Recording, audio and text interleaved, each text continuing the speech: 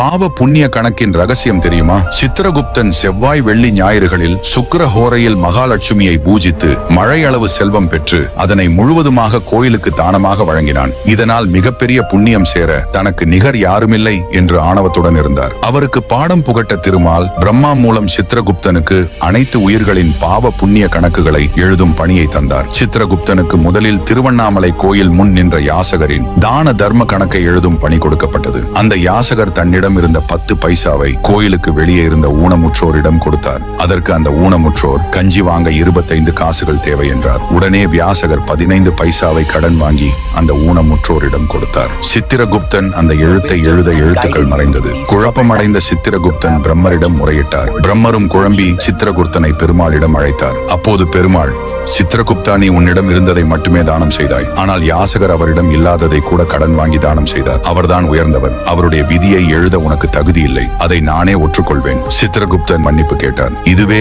பாவ புண்ணிய கணக்கின் மர்மமும் ஆகும்.